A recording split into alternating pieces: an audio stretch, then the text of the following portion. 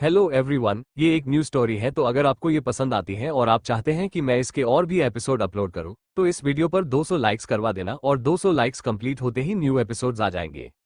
Episode 1। रात के 10 बज रहे थे। ठंड का समय था। सड़कें सुनसान थी और बीच सड़क पर एक लड़की रोते हुए भागे जा रही थी।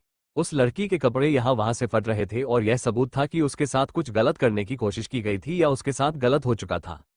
वो लड़की भागते भागते अपने शहर होशंगाबाद के रेलवे स्टेशन पर पहुंच जाती है। कुछ ही देर में एक ट्रेन आने वाली थी और उसकी अनाउंसमेंट हो रही थी, पर उस लड़की को कोई भी सुध बुध नहीं थी।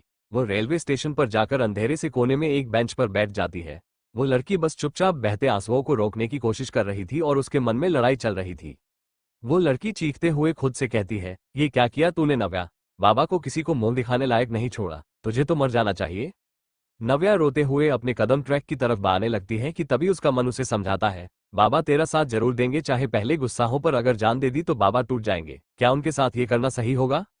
अपने बाबा के बारे में सोचते ही नव्या अपने कदम रोक लेती है और तभी उसके सामने आकर ट्रेन खड़ी हो जाती है और कुछ सोचते हुए नव्या के कदम ट्रेन के अंदर जाने के लिए बढ़ जाते हैं। ट्रेन आगे बढ़ने लगती है। होशंगाबाद बस एक छोटा सा स्टॉप था जहां ट्रेन बस 2 मिनट के लिए रुकी थी। शहर को पीछा छूटते देख नव्या कहती है, बाबा मैं आऊंगी, मेरा इंतजार करना, और मैं किसी को भी नहीं छोड़ूंगी, उन दोनों को सजा मिलेगी।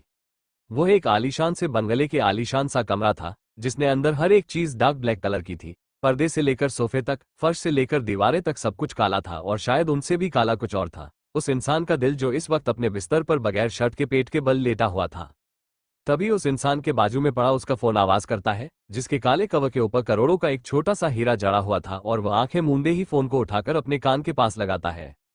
फोन के दूसरी तरफ से आवाज आती है, इंद्र हमने उसे पकड़ लिया है, बता अब क्या करना है।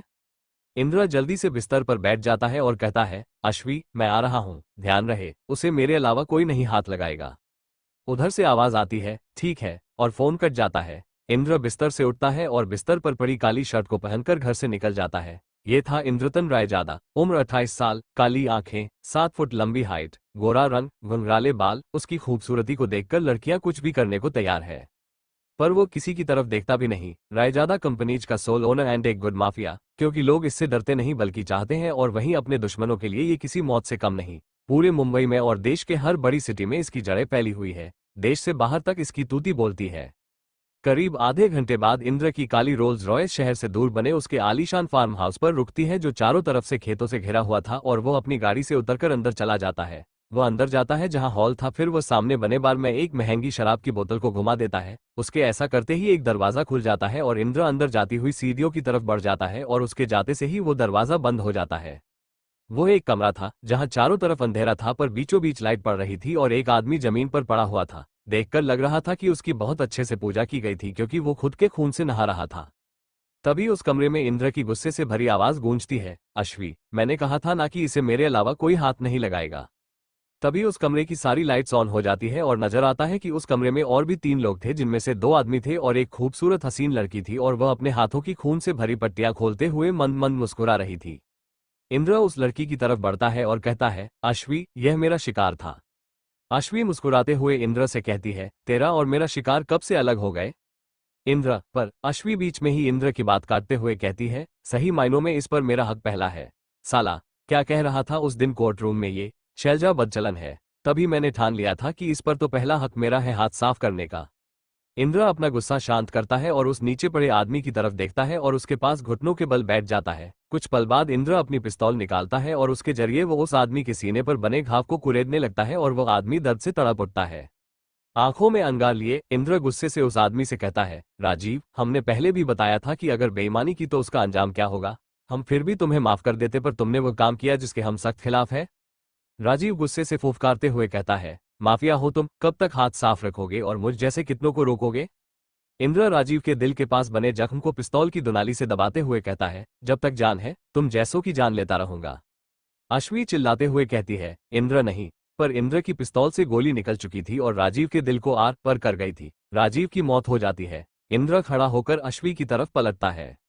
अश्वी कहती है, अरे यार अब फिर से कुत्ते की लाश को ठिकाने लगाना पड़ेगा। इंद्र ने कहा, इसे ठिकाने नहीं लगाना है बल्कि बीच चौराहे टांग दो, ताकि सबकी अक्ल में बैठ जाए, जो भी हमारे उसूलों के अगेंस्ट जाएगा उसका क्या अंजाम होगा। अश्वी गंभीर होते हुए कहती है, ठीक है, पर अब इसकी जगह कौन काम करेगा? इंद्र मुस्कुराते हुए अश्वी से कहता है, अब ये काम तेरा है, मैं चला। इंद्र उस कमरे से बाहर निकलकर आ जाता है और अश्वी उन दोनों आदमियों को कुछ कहती है और इंद्र के पीछे आते हुए चिल्लाती है, कुत्ते, मैं क्या स्टाफ भर्ती करने का काम करती हूँ तेरे लिए? मैं वकील हूँ तेरी? इंद्र अश्वी को हाथ पकड़कर खींचते हुए, और उससे पहले दोस्त और मेरी जान है तू। इंद्र और अश्वी दोनों मस्ती करते हुए घर की तरफ निकल जाते हैं। करीब 16 घंटे बीत गए थे और नव्या की आंखें खुलती हैं। वो अपने चारों तरफ देखती है तो उसे कोई नजर नहीं आता और फिर नव्या को समझ आता है वो किसी ट्रेन के विकलांग कोच में है और उस कोच में कोई नहीं था या फिर कोई था। नव्या के कान में एक लड़की की कुर्ती और धीमी आवाज आती है और नव्या आंखें खोलकर जो आखिरी में देखती है वो देखकर उसके होश उड़ जाते हैं। एपिसोड 2। नव्या ने पीछे देखा तो उसकी आंखें फटी की फटी रह गई। वहां उसे दो इंसान नजर आ रहे थे, एक अपंग लड़की और एक आदमी जो करीब 35 पार का होगा। उसने उस लड़की के मुंह पर हाथ रखा हुआ था और गलत काम कर रहा था। नव्या खुद को संभालते हुए खड़ी होती है। बीते कल में उसने बहुत कुछ सहा था, कुछ ऐसा जिसने उसकी आत्मा को दहला दिया था और अब ये देखकर नव्या की आत्मा चीख रही थी, नव्या कुछ कर। नव्या हिम्मत करते हुए उस तरफ बढ़ती है और उस आदमी पर गुस्से से चिल्लाती है, दूर हटो उससे। नव्या की आवाज सुनकर वह आदमी पलटता है और भद्दा सा इशारा नव्या को देखकर करता है और नव्या का खून खोल उठता है। नव्या गुस्से से चीखते हुए कहती है, दूर हटो उससे। वो आदमी बदतमीजी से दांत दिखाते हुए नव्या की तरफ आता है और मक्कारी से कहता है, मैं कब उस लंगड़ी के पास जा रहा था? मैं तो तेरे पास आ रहा था और उसने तेरे लिए खुद को कुर्बान कर दिया तो मैंने सोचा पहले उसे और फिर तुझे। हा हा हा हा। उस आदमी की बात सुनकर नव्या घबराते हुए उस लड़की की तरफ देखती है जो वहीं अपने कपड़े संभाले हुए बैठी हुई थी। वो आदमी नव्या के सीने पर हाथ रख देता है और पिछली यादें नव्या के दिमाग में कौंध जाती है कि कैसे उसे वहां बुलाया गया और फिर उन दोनों ने उसके साथ। नव्या एकदम से आज में आती है जब उसे अपने सीने पर उस आदमी के हाथ का दबाव महसूस होता है और नव्या दहाड़ते हुए उस आदमी को धक्का दे देती है। वो आदमी उस हमले के लिए तैयार नहीं था और इस कारण वो पीछे बनी बैठने की जगह पर गिर जाता है। नव्या उस लड़की के पास जाती है और उसे संभाल कर सहारा देकर खड़ा करती है और उसे उसकी लाठी देती है और देखती है कि वो उन दोनों के सामने खड़ा गुस्से से फुफकार रहा था। वो लड़की डर से कांप रही थी और नव्या भी अपने अंदर कुछ उबलता हुआ महसूस कर रही थी। उस पल नव्या बस ये चाहती थी कि वह अपने सामने खड़े दरिंदे को फाड़ कर रख दे। ट्रेन की रफ्तार धीमी होती जा रही थी और वह आदमी उन दोनों की तरफ ऐसे देख रहा था जैसे शेर मेमने को देखता है। नव्या गुस्से से कहती है, हम दोनों से दूर रहो तुम। वह आदमी धीरता से फिर आगे बढ़ता है और नव्या उसके पैरों के बीच कसके लात लगाती है और वह आदमी वहीं नीचे गिर जाता है। नव्या आगे बढ़कर उस आदमी के ऊपर लात बरसाने लगती है। ट्रेन रुक चुकी थी। एक वेंडर कोच में चढ़ते हुए सब देखता है और थोड़ी देर में ही वहां भीड़ लग जाती है। सब अपने हाथ उस आदमी पर साफ कर रहे थे और लगे हाथ नव्या और वो लड़की भी अपना सारा गुस्सा उस पर निकाल देते हैं। फिर नव्या वहां से उस लड़की को लेकर निकल जाती है और वह आदमी उसे ही गुस्से से घूर कर देख रहा था। वो ऐसे ही उन्हें जाने देने वाला नहीं था। तुम कहाँ जा रही हो? नव्या ने उस लड़की से पूछा। वह दोनों स्टेशन से बाहर एक बेंच पर बैठी हुई थी। वह लड़की कहती है, मैं एक हॉस्टल में रहकर पढ़ रही हूँ, तुम बताओ? बाय द वे थैंक्स, तुम्हारा नाम क्या है? नव्या जवाब देती है, नव्या नाम है मेरा। वो लड़की, मेरा नाम मीरा है। नव्या मुस्कुरा देती है। मीरा नव्या से पूछती है, तुम कहाँ जाओगी? मीरा का सवाल सुनकर नव्या शून्य में ताकने लगती है। वो तो अकेली थी, उसने सोचा ही नहीं कि वो कहाँ जाएगी। नव्या ने कहा, कहीं भी चली जाऊंगी। मीरा समझ जाती है कि नव्या का शायद कोई ठिकाना नहीं है। मीरा ने कहा, मुंबई जैसे शहर में कहाँ जाओगी? नव्या चीखते हुए कहती है, क्या मुंबई? मीरा कहती है, हाँ ये मुंबई है। नव्या चारों तरफ देखती है और अब उसका ध्यान जाता है वहां पर। नव्या अपना सिर पकड़ लेती है। राठौर बिल्डिंग्स के 10वें माले पर एक आलीशान अपार्टमेंट में अश्वी कुछ कागजातों को स्टडी कर रही थी। थोड़ी देर बाद वो इंद्र को कॉल करती है और इंद्र कॉल पिक कर लेता है और कहता है, बोल अश्वी। अश्वी, कहाँ है तू? इंद्र कहता है, स्टेशन पर। अश्वी कहता है, क्या? तुम स्टेशन पर क्या कर रहे हो? किसी ने देख लिया तो? तुम माफिया बॉस हो? और इंद्र कहता है, बस मेरी माँ, मैं यहाँ बस घूमने आया था।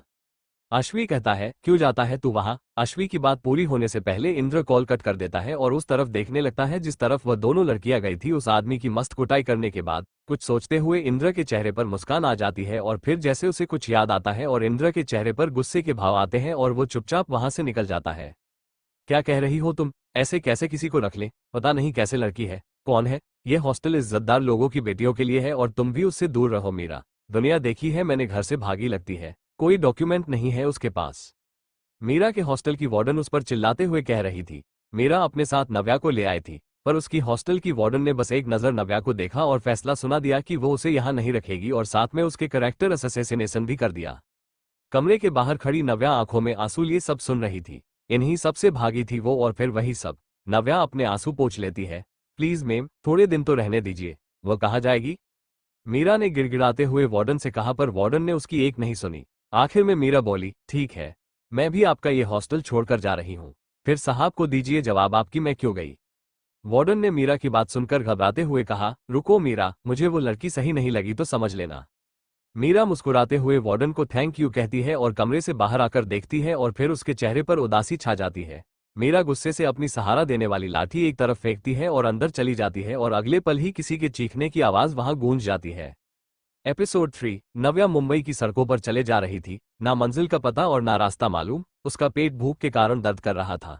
उसके बाबा ने तो कभी उसे इतना देर भूखा रहने ही नहीं दिया था। शाम के 5 बज रहे थे और सूरज बस पूरे तरीके से डूबने वाला था। नव्या उस वक्त फुटपाथ पर बैठी हुई थी। गनीमत थी कि मीरा ने उसे अपनी एक जैकेट पहना दी थी उसे हॉस्टल ले जाते वक्त, और इस कारण नव्या के फटे कपड़े नजर नहीं आ रहे थे। सामने एक बहुत बड़ा रेस्टोरेंट था जिस पर बड़े बड़े शब्दों में लिखा था, IR रेस्टोरेंट। नव्या कुछ सोचते हुए उस रेस्टोरेंट की तरफ बढ़ जाती है। वो बहुत महंगा और हाई फाई रेस्टोरेंट था। महंगी गाड़ियां उसके पार्किंग लॉट में खड़ी थी और VIP लोग उसमें आते जाते थे। नव्या रेस्टोरेंट के सामने पहुंच जाती है, पर उसकी हिम्मत नहीं हो रही थी कि वो अंदर कदम रखे। उसे अपनी औकात और उस रेस्टोरेंट के बीच का फर्क अलग महसूस हो रहा था, पर क्या कर सकती थी नव्या। भूख से मजबूर नव्या आखिर हिम्मत करके उस रेस्टोरेंट का पारदर्शी दरवाजे को धक्का देते हुए अंदर कदम रखती है। अश्वी और इंद्र रायजादा मैंशन में आमने सामने बैठे हुए थे। दोनों बहुत गंभीर नजर आ रहे थे। अश्वी गुस्से और चिंता से इंद्र से पूछती है, क्या सच में वो वही थी? इंद्र मुट्ठी भींचते हुए जवाब देता है, हाँ अश्वी, मैंने साफ साफ उसे ही देखा था। अश्वी चिंता से कहती है, फिर तो वो खतरे में है इंद्र। इंद्र ने कहा, मेरी गलती है, मैं एक पल के लिए पता नहीं क्या सोचने लगा और वह दोनों मेरी नजरों से ओझल हो गई। इंद्र ने कहा, मैंने भेजा है अपने आदमियों को उन्हें ढूंढने। अश्वी ने कहा, पर वो कैसे ढूंढेंगे, उसका चेहरा तो नहीं देखा है उन्होंने। इंद्र कुछ सोचते हुए जवाब देता है, पर वो दूसरी, उसकी तो शायद तस्वीर है हमारे पास, रुको। इंद्र तेजी से उठकर अपने कमरे की ड्रावर चेक करने लगता है और उसके हाथों में एक लिफाफा आता है। उसे देखकर इंद्र की आंखों में चमक आ जाती है और वह उसे लेकर अश्वी के पास आ जाता है।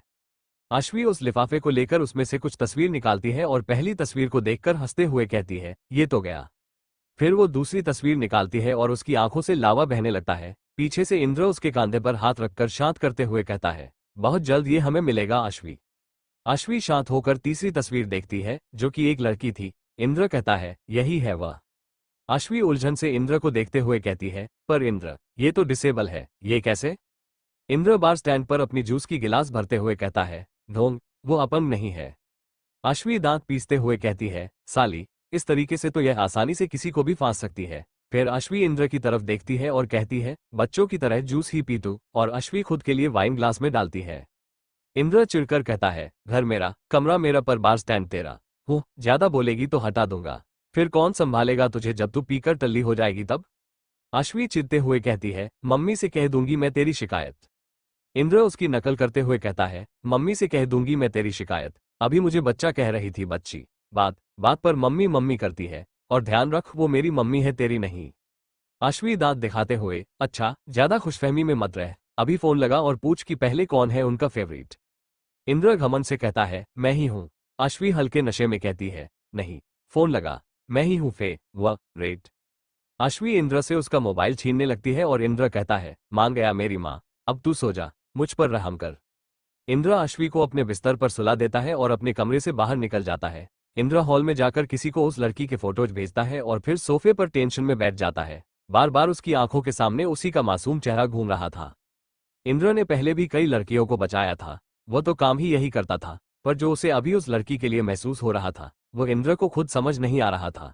इंद्र सोफे पर लेटते हुए कहता है, जहां भी हो, जो भी हो तुम, मैं तुम्हें कुछ नहीं होने दूंगा।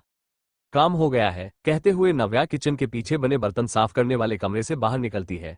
वो उसी रेस्टोरेंट में थी। नव्या ने जब रेस्टोरेंट में कदम रखा था तो एक पल के लिए घबरा गई थी और वह वापस जाने वाली थी कि उसे किसी की आवाज आती है, रुको। नव्या देखती है कि एक खूबसूरत लड़की थी, जो बहुत अमीर नजर आ रही थी और साथ में रसूखदार भी। नव्या घबरा जाती है और तभी वो लड़की उसके पास आती है। नव्या लड़खड़ाती हुई जवान में कहती है, जी मैं सॉरी नहीं, सॉरी। वो लड़की उसके पास आकर कहती है, अरे घबरा क्यों रही हो? नव्या उसे कंफ्यूजन और डर से देख रही थी। उसे लगा था कि वो लड़की आकर उस पर भड़क जाएगी, पर ऐसा नहीं था। वो लड़की कुछ कह पाती उससे पहले ही उसे किसी का कॉल आता है और वो टेंशन में आ जाती है और रेस्टोरेंट के मैनेजर को बुलाते हुए कहती है, इसकी मदद करना। ठीक है। वो वहां से चली जाती है। मैनेजर पहले नव्या को आराम से खाना खिलाता है और फिर उसकी मर्जी से उसे काम दे देता है। नव्या को यकीन नहीं हो रहा था कि बड़े शहरों में ऐसे भी लोग होते हैं। आज तक तो उसने यही सोचा था कि यहाँ पर कोई मर भी जाए तो किसी को कोई फर्क नहीं पड़ता है। कहाँ जाओगी तुम? मैनेजर, जिसका नाम अमर था, वो नव्या से पूछता है। नव्या कोई जवाब नहीं दे पाती है और अपना सिर झुका लेती है और फिर कहती है, मैं चली जाऊंगी। अमर शायद जल्दी में था तो वो फिर से पूछता है, कहाँ है घर तुम्हारा? नव्या हिचकिचाते कहती है, मैं चली जाऊंगी, थैंक यू। मैनेजर ने कहा, ठीक है, कहकर निकल जाता है। नव्या भी रेस्टोरेंट से बाहर आ जाती है। आधी रात होने को थी पर फिर भी भीड़ थी और उस भीड़ में अकेली खड़ी थी नव्या, जिसे पता नहीं था कि अब वो रात कहाँ गुजारेगी। उसे तलाश थी जगह की जहां वो रात काटेगी। इंद्र को बिल्कुल भी नींद नहीं आ रही थी। वो अपने मेंशन से बाहर निकलता है और गाड़ी से उसकी तलाश में निकल जाता है। एपिसोड 4। नव्या की आंखें जो कुछ देर के लिए फुटपाथ के किनारे लग गई थी वो खुलती है। नव्या देखती है कि सूरज निकल आया था और फुटपाथ पर सोने वाले सारे गायब थे। शायद सब अपने काम पर जा चुके थे। बस नव्या वहां अकेली बैठी थी और आते जाते लोग उसे घूर कर देख रहे थे।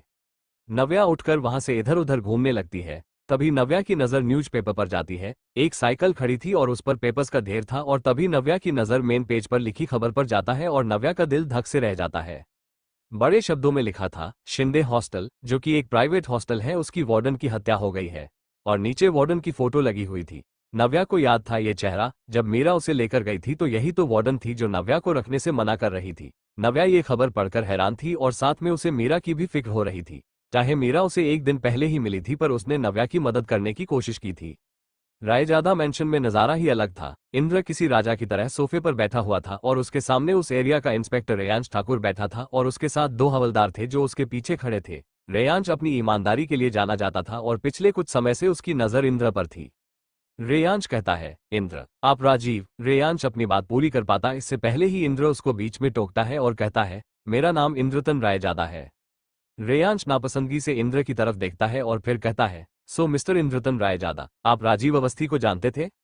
इंद्र को रेयांश की मौजूदगी सुबह सुबह उसके घर में बिल्कुल भी पसंद नहीं आई थी। वो कुछ कहता उससे पहले ही पीछे से आवाज आती है, आप किस बेसिस पर मेरे क्लाइंट से पूछताछ कर रहे हैं? रेयांश पीछे पलट कर देखता है। सामने अश्वी खड़ी थी, ब्लैक शर्ट और व्हाइट ट्राउजर में, एकदम प्रोफेशनली ड्रेस थी और उसके पास से स्ट्रिक्ट प्रोफेशनल वाइब्स आ रही थी। साथ में अश्वी बहुत सुंदर और रौबदार नजर आ रही थी। रेयांश अश्वी को देखता है और फिर ऐसा मुंह बनाता है जैसे कि अश्वी उसके सामने खड़े रहने के लायक नहीं है और उसे हिकारत से देखता है। अश्वी कुटिल तरीके से मुस्कुराते हुए इंद्र के पीछे आकर खड़ी हो जाती है। रेयांश बुरा मुंह बनाते हुए कहता है, राजीव अवस्थी की लाश बीच सड़क मिली है और मुझे शक है कि। अश्वी रेयांश को बीच में टोकते हुए कहती है, तो इंस्पेक्टर साहब शक लेकर आए हैं। इतना कहने के बाद अश्वी हंसने लगती है और इंद्र एकदम शांत बैठा हुआ था। रेयांश गुस्से से अपनी मुट्ठी भींच कर बैठा हुआ था। अश्वी आगे कहती है, आई एम सॉरी इंस्पेक्टर साहब, पर आप जैसे ईमानदार समझदार इंसान से मैंने ये उम्मीद नहीं की थी। रेयांश गुस्से से खड़ा हो जाता है और अश्वी उसके सामने हाथ बांधे खड़े हो जाती है और गंभीर होते हुए कहती है, अगली बार जब इस मेंशन में कदम रखो तो हाथ में लीगल नोटिस होना चाहिए। उसके बगैर यहाँ सिर्फ अपना शक लेकर आए तो तुम्हारे जिस्म पर तुम्हारी वर्दी नहीं रहेगी। अश्वी यह कहते हुए रेयांश के सीने पर अपनी उंगली गुस्से से रख देती है। रेयांश उसे गुस्से से देखता है और अश्वी मुस्कुराते हुए अपनी उंगली हटा लेती है। बेइज्जती का घूंट पीकर रेयांश अपने हवलदारों को बाहर चलने का इशारा करता है और जाते जाते कहता है, अब की बार मैं लीगल नोटिस लेकर ही आऊंगा। सोफे पर पसरते हुए अश्वी चिल्लाते हुए कहती है, मैं वेट करूंगी।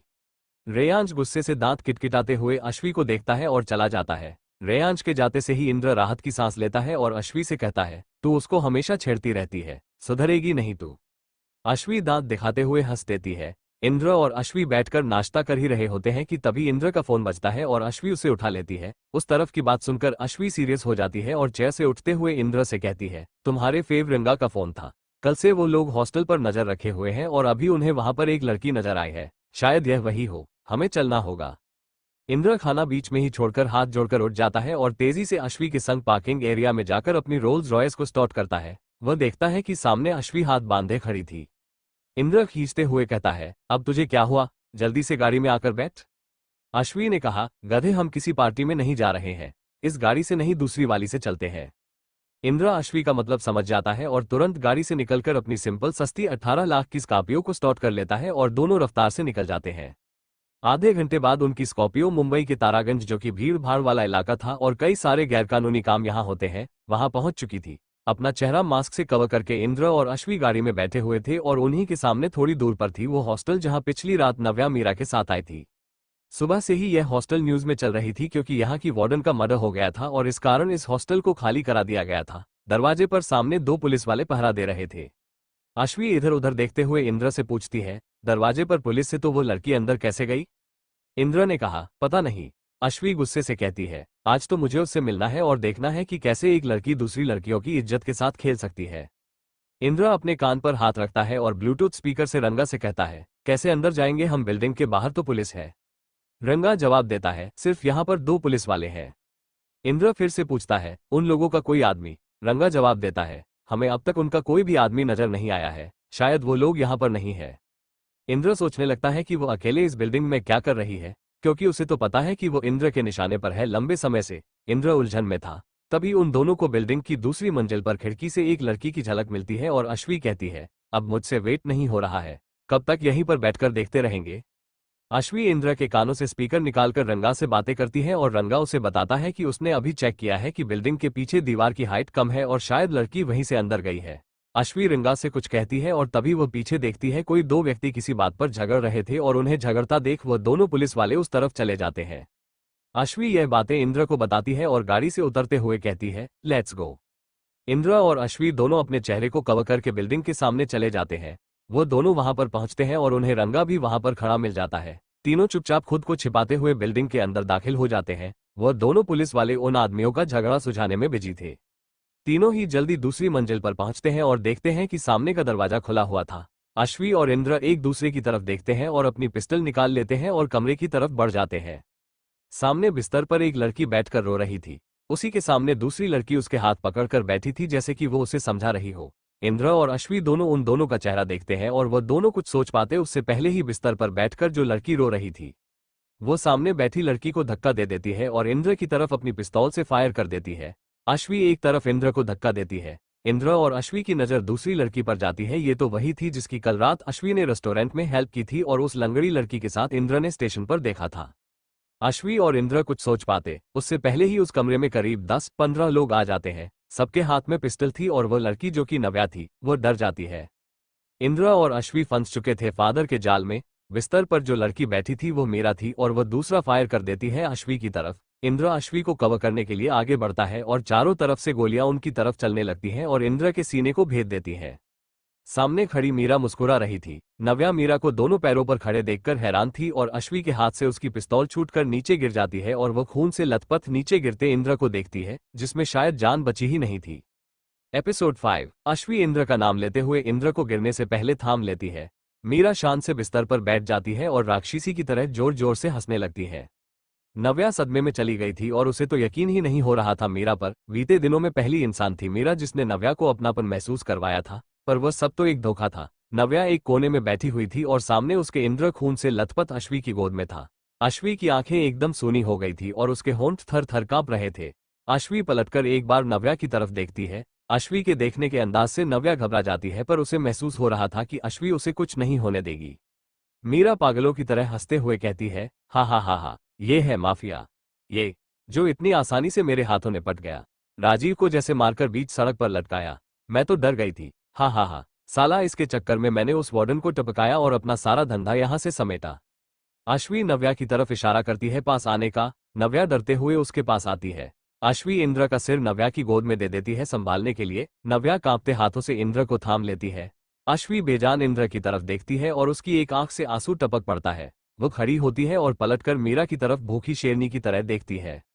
मीरा गुस्से से दांत किटकिटाते हुए कहती है, साला चला था लड़कियों को बचाने, हमसे खुद को नहीं बचा पाया। अश्वी मीरा की तरफ बढ़ती है और मीरा उसके सिर पर पिस्तौल तान देती है और कहती है, अब तेरी बारी। बहुत नाक में दम करके रखा था तुम दोनों ने और उसके बाद इस चूजी को भी ठिकाने लगाऊंगी। मीरा नव्या की तरफ सरसरी नजर डालकर कहती है। वो 15 आदमी जिन्होंने इंद्र को शूट किया था नकाब पहने कमरे में खड़े थे। मीरा अश्वी को गोली मारने वाली होती है कि तभी उसे किसी के सीटी बजाने की आवाज आती है और सीटी सुनकर अश्वी के चेहरे पर टेढ़ी मुस्कान आ जाती है। मीरा उलझन से अश्वी की तरफ देखती है।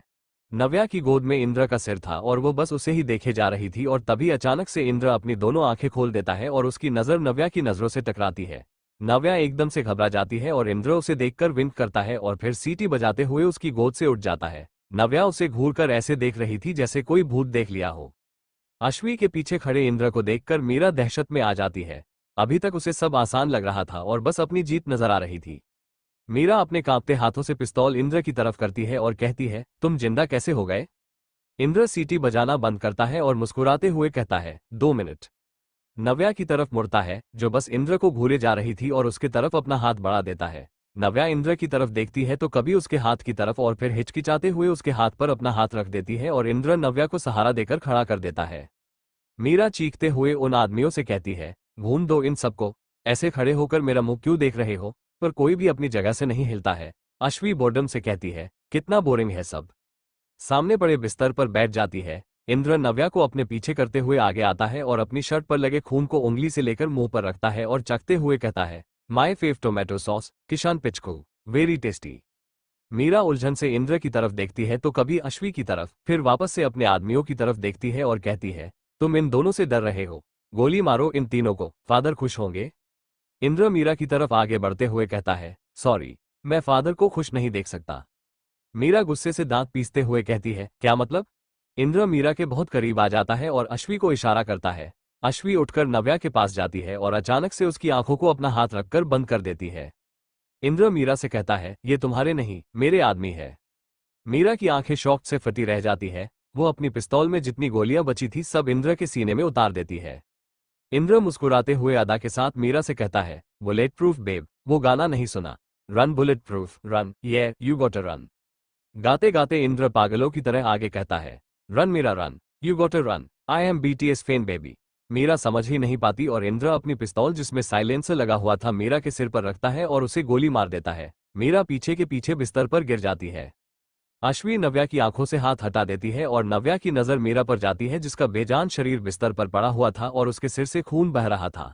नव्या घबराते हुए बेहोश हो जाती है और उसके नीचे गिरने से पहले इंद्र उसे अपनी बाहों में थाम लेता है। अश्वी अपनी एक आंख उचकाकर इंद्र को देखती है।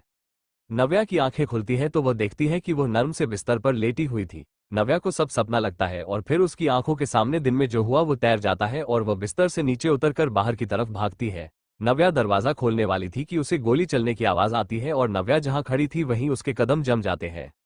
एपिसोड 6। नव्या घबराकर दरवाजे से 2 कदम दूर हट जाती है और फिर से तीसरी गोली की आवाज सुनते ही वो बिस्तर की तरफ भागती है और बिस्तर के नीचे डर के कारण छुप जाती है। बहुत कुछ देख लिया था नव्या ने बहुत कम समय में और कम उम्र में। आज जो उसने देखा उसकी तो उसने कभी सपने में कल्पना भी नहीं की थी। और हाँ, क्या कहा था मीरा ने, माफिया। इनके बारे में तो नव्या ने बस फिल्मों में देखा था, सारे बुरे काम करने वाले, और उसी के सामने मीरा की भी तो जान ले ली। पर मीरा भी उसे समझ नहीं आई थी। पहले वो अपंग बनने का दिखावा कर रही थी नव्या के सामने और फिर एक अलग ही रूप सामने आया उसका। नव्या बिस्तर के नीचे बैठकर थर थर कांप रही थी और तब भी उसे कई सारी गोलियों की आवाज आई। नव्या पसीने से लथपथ हो रही थी। तभी दरवाजा धड़ाम की आवाज के साथ खुल जाता है।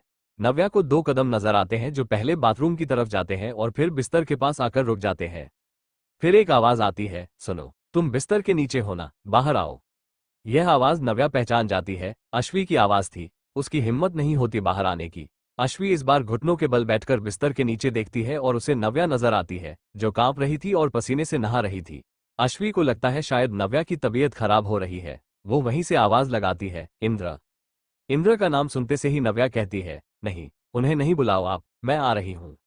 अश्वी उलझन से नव्या को देखती है और फिर उसे समझ आ जाता है कि यह लड़की इंद्र से डर रही है। ये सोचकर अश्वी के चेहरे पर मुस्कान आ जाती है। नव्या धीरे से बाहर आती है और अश्वी से थोड़े दूर खड़ी हो जाती है। अश्वी आराम से उससे पूछती है, ठीक हो तुम? नव्या हाँ में सिर हिला देती है। अश्वी दूसरा सवाल पूछती है, नाम क्या है तुम्हारा? नव्या जवाब देती है, नव्या। तभी इंद्र कमरे में आता है और इंद्र को देखते ही नव्या अश्वी के पास भागकर जाती है और उसके पीछे खड़ी हो जाती है। नव्या की नजर इंद्र के हाथ पर थी और बीच बीच में वो इंद्र की शर्ट की तरफ देख रही थी। इंद्र उसे उलझन से देखता है और फिर उसकी नजरों का पीछा करते हुए उसका ध्यान जाता है। इंद्र गन को अपनी कमर के पास खोंज लेता है और शर्ट पर लगे लाल रंग को चाटते हुए कहता है, सॉस है, व्हाई आर यू स्कैर्ड? अश्वी नव्या के सामने से हटने की कोशिश करती है पर नव्या उसे पकड़ लेती है। अश्वी नव्या की तरफ पलटती है और इंद्र बिस्तर पर बैठते हुए कहता है, तुम जिसके पीछे छिप रही हो वो मुझसे ज्यादा खतरनाक है। शायद मुझसे ज्यादा जाने तो इसने ली है। है ना अश्वी? इंद्र की बात सुनकर नव्या की सिट्टी पिट्टी गुम हो जाती है। वो मन ही मन भगवान से कहती है, भगवान जी, ये कहाँ फंसा दिया आपने मुझे। अश्वी नव्या का कंधा थपथपाते हुए कहती है, तुम टेंशन मत लो नव्या, ये झूठ बोल रहा है। अश्वी की बात सुनकर नव्या राहत की सांस लेती है। आगे अश्वी कहती है, इसने अब तक करीब 20 लोगों की जान ली है और मैंने करीब 15-16। और तुम डरो मत नव्या, ये बाहर मर्डर नहीं प्रैक्टिस कर रहा था, इसलिए गोलियों की आवाज आ रही थी। नव्या का मुंह डर और हैरानी से खुल जाता है और उसके मुंह से निकल जाता है, क्या? इंद्र नव्या के हाव भाव को ध्यान से देख रहा था और उसका दिल तेजी से धड़क रहा था। ऐसा उसके साथ पहले कभी नहीं हुआ था। इंद्र को समझ नहीं आ रहा था कि उसके साथ क्या हो रहा है। इंद्र खड़ा होता है और नव्या के पास आते हुए कहता है, मुझे तुमसे बात करनी है। नव्या घबराकर अश्वी की तरफ देखती है। अश्वी कहती है, हम दोनों को तुमसे बात करनी है। नव्या डरते हुए पूछती है, क्या बात करनी है आपको मुझसे? इंद्र गंभीर आवाज में पूछता है, तुम वहां क्या कर रही थी? इंद्र ने यह बात बहुत खतरनाक तरीके से पूछी थी। उसे सुनकर नव्या को रीढ़ की हड्डी में सिरहन महसूस होती है। वो कांपते हुए 2 कदम पीछे हटती है। नव्या कांपते हुए हकलाती हुई जुबान से जवाब देती है, वो मैं मीरा देखने गई थी, ठीक तो है? इंद्र गुस्से से नव्या की तरफ 2 कदम बढ़ाते हुए तेज आवाज में फिर से सवाल करता है, क्यों? कौन लगती है वो तुम्हारी? नव्या अपने कदम पीछे हटाते हुए पिछले कल की सारी कहानी कह सुनाती है। इंद्र नव्या की तरफ कदम बढ़ाते जा रहा था और नव्या पीछे हटते जा रही थी। उसकी धड़कनें सामान्य गति से बहुत तेज भाग रही थी और नव्या को समझ नहीं आ रहा था कि वह क्या महसूस कर रही थी। डर, पर यह डर नहीं था, कुछ और था। नव्या को वो पल याद आता है जब डायरेक्ट इंद्र की नजरें उसकी नजरों से टकराई थी। तब भी तो कुछ अलग महसूस किया था उसने, और जब इंद्र ने उसको हाथ बढ़ाकर सहारा दिया था, उसका स्पर्श कितना सुकून भरा था। इतने खतरनाक और गर्म माहौल में भी नव्या को यकीन था कि वह उसे कुछ नहीं होने देगा। क्या था ये? कुछ यही हाल इंद्र का था। सवाल करते हुए इंद्र नव्या की मासूमियत में इतना खो गया कि उसे ध्यान ही नहीं रहा कि कमरे में अश्वी भी है जो अपनी आंखें बड़ी बड़ी करके उसे देख रही है। इंद्र तो बेध्यानी में नव्या के करीब बढ़ता जा रहा था ताकि उसकी मासूमियत को करीब से देख सके। पहली तो लड़की थी नव्या, जिसने इंद्र के अंदर हलचल मचा दी थी बगैर कुछ एक्स्ट्रा किए अपनी मासूमियत से। नव्या पीछे हटते हुए दीवार से टिक जाती है और घबराते हुए अश्वी की तरफ और फिर इंद्र की तरफ देखती है और उसकी काली आंखों में देखते ही वो ठिठक जाती है। कुछ भी तो नहीं था उसकी आंखों में, बस सूनी थी। इंद्र तो बस नव्या के चेहरे की बनावट को गौर से देख रहा था, तभी उसकी नजर गलती से नव्या के गले से नीचे जाती है। वहां एक बड़ा सा काला निशान था। नॉर्मली ये दिखाई नहीं देता किसी को, शायद ये बर्थ मार्क था, पर इस बर्थ मार्क ने बहुत हलचल मचा दी थी इंद्र के दिमाग में। वो अपने कदम पीछे खींचता है और कमरे से बाहर निकल जाता है। नव्या राहत की सांस लेती है और अश्वी मन में सोचती है, अचानक से क्या हो गया इसे? अभी तो बड़ी आशिकी सूझ रही थी। ये भी भूल गए थे लाट साहब कि मैं भी कमरे में हूं। अश्वी कमरे से बाहर जाने लगती है और तभी नव्या उससे कहती है, मुझे यहां से जाना है। अश्वी ने कहा, ठीक है, बताओ घर कहाँ है तुम्हारा, मैं तुम्हें ड्रॉप करवा दूंगी। नव्या अपना सिर नीचे झुका लेती है तो अश्वी को खटका होता है। वो नव्या के पास आते हुए पूछती है, कल रात कहाँ थी तुम? नव्या हकलाते हुए जवाब देती है, फुटपाथ। अश्वी कंफ्यूज होकर कहती है, क्या? नव्या जवाब देती है, मैं यहां से नहीं हूं, कल ही आई हूं। अश्वी नव्या की बात सुनकर गहरी सांस भरती है और अपना सिर पकड़कर कहती है, मैंने तुम्हें रेस्टोरेंट में छोड़ा था तो तुम फुटपाथ पर क्यों? इस अमन की तो छोड़ूंगी नहीं उसे, तुम चलो मेरे साथ। अश्वी नव्या का हाथ पकड़कर खींचते हुए ले जाती है। हॉल में बैठा इंद्र चुपचाप उन्हें जाते हुए देखता है। उनके जाते से ही इंद्र अपने आदमियों को नव्या पर नजर रखने के लिए कहता है। वो एक बहुत बड़ा बंगला था। साफ जाहिर था कि वो किसी करोड़पति का घर था। किचन में एक अधेड़ उम्र की सजी धजी औरत नौकरों के साथ मिलकर कुछ खाने को बना रही थी और हॉल में उसका पति बैठकर पेपर पढ़ रहा था। वो तारागंज में हुई वार्डन की हत्या वाली न्यूज को पढ़कर कहता है, कितना क्राइम हो रहा है सिटी में, पुलिस कुछ करती ही नहीं है। इतना कहकर वो पेपर एक तरफ पटक देता है।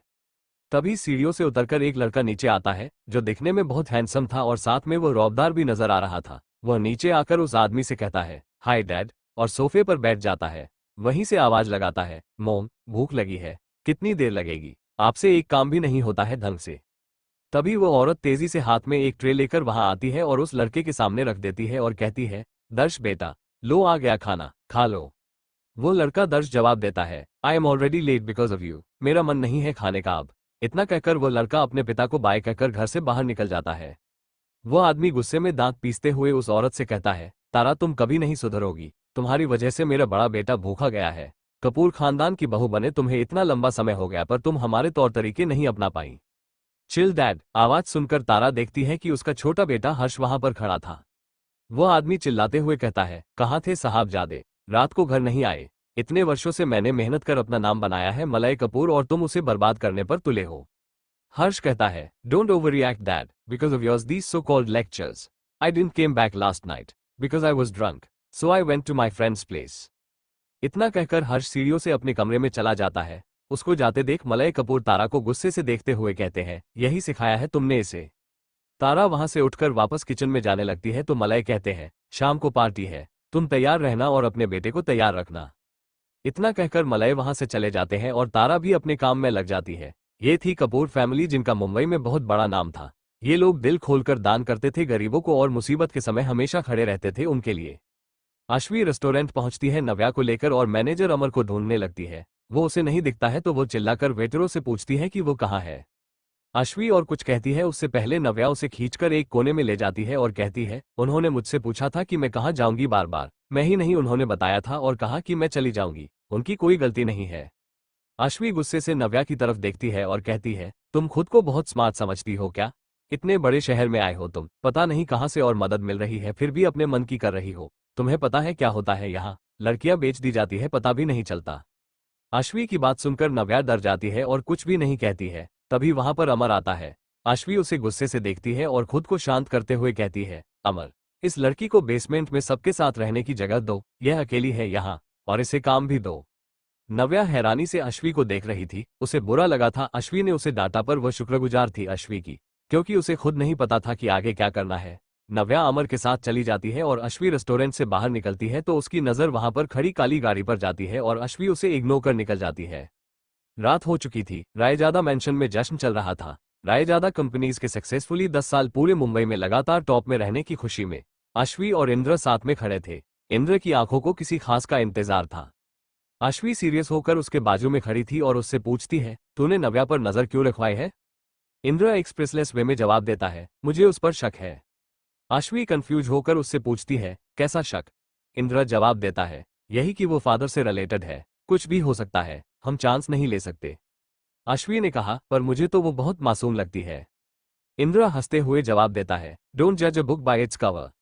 तभी एक अमीर कपल उनके पास आता है और कहता है, you both look so good together, like made for each other. Ashvi कुछ कहती उससे पहले ही इंद्र अश्वी का हाथ कस के थाम लेता है और कहता है, थैंक यू। अश्वी बस इंद्र को देखे जा रही थी। इंद्र अश्वी को डांस फ्लोर पर ले जाता है और दोनों डांस करने लगते हैं। तभी पार्टी में कपूर फैमिली एंटर करती है और अश्वी और इंद्र उनकी तरफ जा ही रहे होते हैं उन्हें वेलकम करने। इंद्र का फोन बजता है और इंद्र कॉल कट करते ही वहां से रफ्तार से निकल जाता है। अश्वी हैरान रह जाती है। मलय कपूर मुस्कुराते हुए इंद्र को जाते हुए देखते हैं और अश्वी के पास आते हुए कहते हैं, व्हाट हैपेंड? अश्वी जवाब देती है, आई डोंट नो, एपिसोड 7। अश्वी को समझ नहीं आता कि अचानक ऐसा क्या हुआ कि इंद्र पार्टी छोड़कर चला गया। मन तो अश्वी का भी कर रहा था कि वह इंद्र के पीछे पीछे चले जाए, पर वह नहीं जा सकती थी। पार्टी में उसका या इंद्र का होना बहुत जरूरी था। मलय कपूर को भी थोड़ा सा बुरा लगा था इंद्र के बगैर ग्रीट किए जाने पर। बगैर उससे बात किए पर वो इग्नोर कर देते हैं और अश्वी उन्हें वेलकम करके पार्टी में ले जाती है। अश्वी पार्टी में यहाँ वहां घूम रही थी। उसका मन पार्टी में बिल्कुल भी नहीं लग रहा था। वह तो बस इंद्र के कॉल का इंतजार कर रही थी ताकि उसे मालूम चल सके कि इंद्र के ऐसे पार्टी छोड़कर जाने की वजह क्या थी।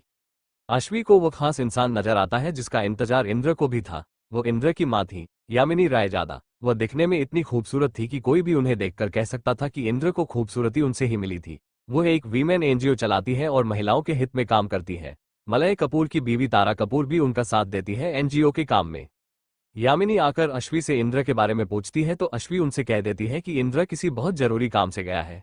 यामिनी जानती थी कि इंद्र कौन है और उन्हें उस ओर गर्व था, क्योंकि जहां लोग इतने पावरफुल होने के बाद अपनी ताकत का गलत इस्तेमाल करते थे, वहीं इंद्र अपनी पावर का यूज कर कई जाने और कई घर की इज्जतों को बचा चुका था।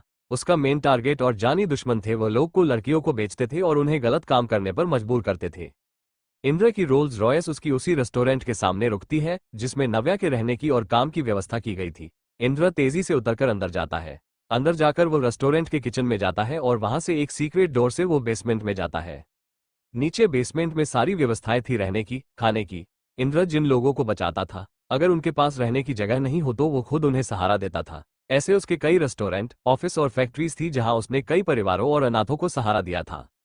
इंद्र सीढ़ियों से नीचे जाता है और देखता है कि एक बिस्तर जो घेर कर कई सारी लड़कियां खड़ी हुई थी। इंद्र वहां जाकर दूर खड़ा हो जाता है। तभी उनमें से एक अधेड़ उम्र की महिला शैली की नजर इंद्र पर पड़ती है। वो बाजू में खड़े अमर को इशारा करती है। इंद्र को देखते से ही अमर उसके पास आता है।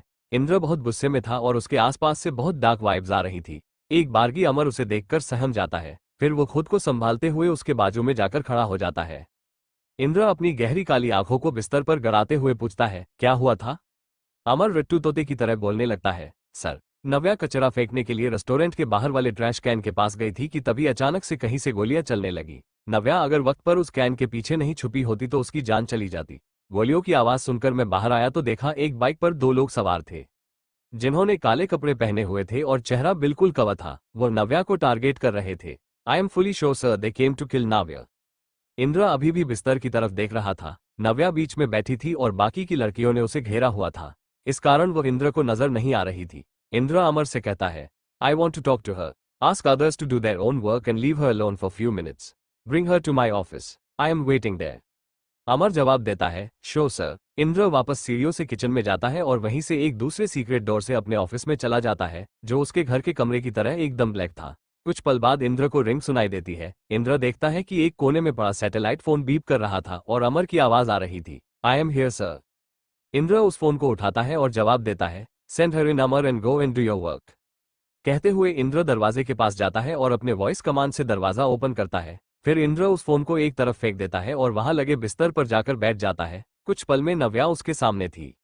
नव्या एकदम डरी सी उसके सामने खड़ी थी। इंद्र उसे ऊपर से नीचे तक स्कैन कर रहा था। उसने व्हाइट शर्ट और ब्लैक स्कर्ट पहना हुआ था और नव्या बहुत सुंदर लग रही थी। इंद्र अपनी गहरी आवाज में उससे कहता है, कम एंड सिट हियर। हिम्मत कर नव्या देखती है कि इंद्र उसे अपने बाजू में बैठने के लिए कह रहा था। वह घबराते हुए इंद्र को देखती है। इंद्र मुस्कुराते हुए कहता है, मैं तुम्हें खा नहीं जाऊंगा। नव्या फिर भी अपनी जगह से नहीं हिलती है। इंद्र को बहुत तेज गुस्सा आता है और वह तेजी से चिल्लाते हुए कहता है, didn't you hear me, come here and sit. Indra एकदम से चिल्लाने से नव्या डर जाती है और तेजी से आकर उसके बाजू में बैठ जाती है। उसकी इस हरकत को देखकर ना चाहते हुए भी इंद्र के चेहरे पर मुस्कान आ जाती है और वह बिस्तर पर नव्या के बाजू में बैठ जाता है। नव्या की धड़कनें सुपरफास्ट ट्रेन की रफ्तार से भाग रही थी और उसे समझ नहीं आ रहा था कि इंद्र ने उसे अकेले क्यों बुलाया है। उसके मन में कई पिछली बातें घूम जाती है, पर उन सबके बावजूद नव्या को इंद्र से वैसा वाला डर नहीं लग रहा था और ऊपर से इंद्र जब भी नव्या के आसपास रहता तो उसे महफूज महसूस होता था। उससे भी ज्यादा बुरी हालत इंद्र की थी। वो जवान खूबसूरत लड़का माफिया बॉस पर एक पिद्दी सी लड़की के कमरे में होने से उसके पसीने छूट रहे थे। इंद्र अपनी हिम्मत इकट्ठी करता है और नव्या से पूछता है, तुम ठीक तो हो ना? नव्या हैरानी से इंद्र की तरफ देखती है और इंद्र अपनी नजरें चुरा लेता है। उसे ऐसा करते देखना चाहते हुए भी नव्या के चेहरे पर मुस्कान आ जाती है और वह जवाब देती है, जी मैं बिल्कुल ठीक हूँ। इंद्र जल्दी से जवाब देता है, ओके, और एकदम चुप हो जाता है और उसे चुप देख नव्या सोचती है, बस यही पूछने मुझे यहाँ बुलाया था क्या? क्या अजीब आदमी है। इंद्र भी घबराहट के मारे अपना पैर हिला रहा था और इधर उधर देख रहा था। तभी उसके मन में नव्या का वो काला निशान तैर जाता है और इंद्र के चेहरे पर हिंसक भाव आ जाते हैं। वो गुस्से से नव्या की तरफ देखता है और सवाल करता है, कौन हो तुम? नव्या जो इनकंफर्टेबल होकर इधर उधर देख रही थी कमरे में, अचानक से इंद्र का सवाल सुनकर उसकी तरफ देखती है और उसके चेहरे पर हिंसक भाव देखकर घबरा जाती है। इंद्र अपने दांत पीसते हुए नव्या से पूछता है, कौन हो तुम? नव्या इंद्र का सवाल समझ नहीं पाती है और कहती है, जी मैं नव्या। इंद्र नव्या की मासूमियत पर हंसे बिना नहीं रह पाता और जोर जोर से हंसना लगता है। वो हंस रहा था और नव्या की सांस रुके जा रही थी उसकी डरावनी हंसी के कारण, जो नव्या की रीढ़ की हड्डी में सिहरन पैदा कर रही थी। इंद्र खुद को कंट्रोल करता है और कहता है, मैं जानता हूं कि तुम्हारा नाम नव्या है। मेरा सवाल यह है कि कौन हो तुम, कहां से आए हो, क्या मकसद है तुम्हारा? नव्या कंफ्यूज होकर इंद्र को देखती है और कहती है, दिमाग फिर गया है क्या आपका? इंद्र नव्या को घूर कर देखता है और नव्या झट से अपनी जुबान काट लेती है और कहती है, वो मेरा मतलब कि क्या कह रहे हैं आप? इंद्र फिर से नव्या के भोलेपन पर मुस्कुरा उठता है। उसे पल भर में अपने इमोशंस बदलते देख नव्या मन में सोचती है, क्या आदमी है ये, पल भर में बदल जाता है। कोई भरोसा नहीं है इसका कि कब सटक जाए इसकी। नव्या को सोच में डूबा देख इंद्र पूछता है, क्या सोच रही हो? नव्या हड़बड़ाते हुए जवाब देती है, कुछ भी तो नहीं। इंद्र वापस अपने खतरनाक अंदाज में आ जाता है और नव्या के थोड़े करीब आते हुए पूछता है, तुमने अभी तक मुझे बताया नहीं कि कौन हो तुम, कहां से आए हो, तुम पर जानलेवा हमला क्यों हुआ? नव्या को गुस्सा आ जाता है और वो जवाब देती है, आपको पता होगा ना कि हमला क्यों हुआ। मैं तो यहाँ पर नहीं हूँ इस शहर में, मुझे कोई क्यों मारना चाहेगा? नव्या की हिम्मत देखकर इंद्र के चेहरे पर मुस्कान आ जाती है और वह अपना चेहरा फेर लेता है और फिर अपने इमोशंस को कंट्रोल कर नव्या की तरफ देखता है और कहता है, बहुत हिम्मती हो तुम, ये जानते हुए कि भी तुम्हारे सामने माफिया बॉस इंद्रतन राय ज्यादा बैठा है, तुम जवाब दे रही हो और मुझे जिम्मेदार भी ठहरा रही हो। इंद्र की बात सुनकर नव्या घबरा जाती है और खुद में सिमट जाती है। इंद्र नव्या के करीब आता है और उसके कान के पास आकर कहता है, तुम्हारी हिम्मत का तो टेस्ट लेना पड़ेगा। मैं भी देखना चाहता हूं कि कितनी हिम्मत है तुम में। इंद्र को अपने इतने करीब पाकर नव्या सुलग उठती है। उसका दिल जोरों से धड़क रहा था और उसके गाल और कान एकदम गर्म हो गए थे। इंद्र नव्या को देखता है और सब समझ जाता है, आखिर उसका भी तो यही हाल था। इंद्र मन ही मन नव्या से और खेलने का सोचता है और खड़े होकर अपना शर्ट उतारने लगता है। पल भर में ही इंद्र की शर्ट उसके शरीर से अलग हो जाती है और सामने आता है उसका जानलेवा परफेक्ट फिगर। उसे बगैर शर्ट के देखकर नव्या की तो जान ही सूख जाती है। वो हड़बड़ाते हुए बिस्तर से उठ खड़ी होती है और अपनी हकलाती हुई जुबान में बोलती है, सर, मुझे नींद आ रही है, मुझे सोने जाना है। इतना कहकर नव्या इधर उधर देखने लगती है। इंद्र नव्या के पास आता है और नव्या के कदम पीछे हटने लगते हैं। ऐसा करते हुए नव्या दीवार से टिक जाती है और इंद्र उसके बिल्कुल सामने था, पीछे जाने को बिल्कुल भी जगह नहीं बची थी। नव्या टूटे फूटे शब्दों में इंद्र से कहती है, आप ये क्या कर रहे हैं? इंद्र अपने दोनों हाथ दीवार पर रख देता है। उसके दोनों हाथों के बीच में नव्या खड़ी थी, बिल्कुल वैसे जैसे शेर के पंजों के बीच मासूम मेमना फंस जाता है। इंद्र नव्या के कान के पास जाता है और अपनी शुष्क आवाज में कहता है, बिस्तर तो यहाँ पर भी है, तुम चाहो तो यहाँ भी सो सकती हो। इतना कहकर इंद्र नव्या का हाथ अपने सीने पर रख देता है। नव्या तेजी से इंद्र के हाथों के बीच से निकल जाती है और दूर होते हुए कहती है, आप अपनी हद में रहिए, मुझे नींद आ रही है, प्लीज मुझे यहाँ से जाना है। इंद्र अपनी वॉइस कमांड से दरवाजा खोल देता है और सैटेलाइट फोन से अमर को बुलाता है और नव्या को उसके साथ भेज देता है। इंद्र दरवाजा बंद कर लेता है और बिस्तर पर गिर जाता है। उसके होठों पर मुस्कान थी और आंखों के सामने नव्या का चेहरा तैर रहा था। इंद्र ये भी भूल गया था कि वह पार्टी छोड़कर यहाँ आया था। काली सीलिंग को घूरते हुए इंद्र खुद से कहता है, क्या हो तुम नव्या? कौन हो तुम? तुम्हारे आसपास होने से मैं काबू में क्यों नहीं रह पाता? मैं तुम्हारे बारे में सब जानकर रहूंगा। अगर तुम फादर की गैंग में से हो और मुझसे खेलने की कोशिश कर रही हो तो मैं तुम्हें छोड़ूंगा नहीं। फिर इंद्र अपना मोबाइल निकालता है और किसी को कॉल करता है और धमकाते हुए कहता है, वो लोग मुझे किसी भी हालत में चाहिए। कॉल कट करके इंद्र अपनी आंखें बंद कर लेता है। एपिसोड 8। सुबह हो चुकी थी पर अलसाया सा इंद्र अपने ऑफिस के बिस्तर पर लेटा हुआ था कि तभी उसका सैटेलाइट फोन बीप करने लगता है। इंद्र चिढ़ के उसकी तरफ देखता है और इग्नोर कर देता है और फिर से वो बीप करता है तो इंद्र उसे उठा लेता है और दांत पीसते हुए कहता है, कहो अमर। अमर की उधर से घबराई हुई सी आवाज आती है, सर आप जल्दी से बाहर आइए। इंद्र उठकर बिस्तर पर बैठ जाता है और कहता है, क्या हुआ अमर? अमर कहता है, आकर आप देखिए सर। इंद्र तेजी से अपना शर्ट पहनता है और अपनी वॉइस कमांड से दरवाजा ओपन करके बाहर आता है। वह देखता है कि सब बाहर थे। इंद्र कंफ्यूज होकर बाहर आता है और उसकी नजरें किसी को ढूंढने लगती है। तभी इंद्र को नव्या नजर आती है जो ठीक ठाक सामने खड़ी थी अमर के बाजू में। सामने का नजारा देखकर इंद्र की आंखें फटी की फटी रह जाती है और तभी इंद्र की नजर रेयांश पर पड़ती है और इंद्र का दिमाग खराब हो जाता है। इंद्र खुद को शांत करता है और तभी रेयांश उसके पास आ जाता है और एटीट्यूड के साथ इंद्र की तरफ देखते हुए कहता है, good morning mister Raizada. Reyansh की शक्ल देखते से ही इंद्र का मन खराब हो चुका था और ऊपर से वो अपनी आंखों के सामने जो देख रहा था उसने भी इंद्र के दिमाग में हलचल मचा दी थी। इंद्र को परेशान और सीरियल देख रेयांश उस पर तंज कसते हुए कहता है, सॉरी मैंने आपको गुड मॉर्निंग बोला। इंद्र गुस्सा से रेयांश की तरफ देखता है तो रेयांश मुस्कुराते हुए जवाब देता है, आपकी मॉर्निंग तो बैड लग रही है। इंद्र सामने से नजर हटाते हुए रेयांश की तरफ देखते हुए कहता है, what are you doing here mister Reyansh whatsoever? Reyansh टशन दिखाते हुए गुस्से से कहता है, लोग तो तुम्हारे बारे में बड़ी बड़ी बातें करते हैं। रेयांश इंद्र के पास आता है और फुसफुसा कर कहता है, मैंने तो यहां तक सुना है कि तुम माफिया हो।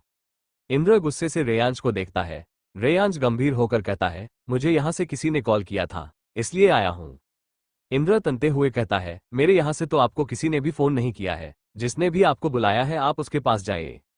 इतना कहकर इंद्र रेयांश के बाजू से निकलकर सामने अमर के पास जाता है और खड़ा होकर सामने वाली बिल्डिंग को देखने लगता है। सामने करीब 10 मंजिला इमारत थी और उसके ऊपर बहुत लंबा बैनर लटक रहा था। खास बात यह थी कि कल तक वह बड़ा बैनर यहाँ नहीं था और उस पर किसी का मैसेज लिखा हुआ था, मेरी आदमियों की जान लेकर तुमने बिल्कुल भी सही नहीं किया मिस्टर माफिया। अब तुम्हारी एक बहुत करीबी चीज मेरे नजरों में है, सो बी अवेयर।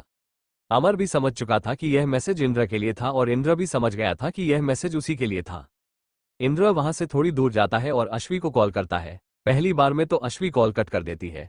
इंद्र फिर से ट्राई करता है और अश्वी फिर से कॉल कट कर देती है। इंद्र थक हार कर अपने दूसरे नंबर से कॉल करता है और अश्वी झट से कॉल उठा लेती है। वो कुछ कह पाती उससे पहले ही इंद्र बोलना शुरू कर देता है, मामला बहुत सीरियस है अश्वी, अगर मां मेंशन पर ही है तो उनकी सिक्योरिटी बढ़ा दे, खुद की भी सिक्योरिटी बढ़ा ले, उन्हें अकेले कहीं भी नहीं जाने देना और तू भी नहीं जाना, मैं आकर तुझे सारी बात बताता हूँ। इतना कहकर इंद्र कॉल कट कर देता है। इंद्र वापस अमर के पास जाता है और उससे कहता है, इस बैनर को यहां से हटवाने की तैयारी करो। रेयांश फिर से इंद्र के पास आ जाता है और उसके बाजू में खड़ा हो जाता है। इंद्र गुस्से में दांत पीसते हुए रेयांश से कहता है, यह क्या चिपकू गर्लफ्रेंड की तरह बार बार मेरे पास आकर चिपक रहे हो? अपना काम करो ना। रेयांश इंद्र को देखते हुए कहता है, वैसे यह मैसेज आपके लिए है ना मिस्टर माफिया, फादर की तरफ से। इंद्र को रेयांश की बात सुनकर बहुत गुस्सा आता है, पर वह अपने गुस्से को कंट्रोल करते हुए उससे कहता है, mind your own business officer. Indra वहां से जाने लगता है कि तभी रेयांश के कांस्टेबल्स जो बैनर को चेक कर रहे थे, चिल्लाते हुए बैनर से दूर हो जाते हैं और वहां पर हंगामा मच जाता है। सभी लोग इधर से उधर भाग रहे थे चिल्लाते हुए, खून खून खून। रेयांश बैनर के पास जाता है और चेक करता है कि बैनर पर जो भी लिखा था वो सब इंसानी खून से लिखा था। इंद्र 2 मिनट वहां पर रुककर तमाशा देखता है और फिर अपना काला चश्मा पहनते हुए इंद्र वहां से रेस्टोरेंट के पार्किंग एरिया में जाता है और अपनी रोल्स रॉयस से मेंशन के लिए निकल जाता है।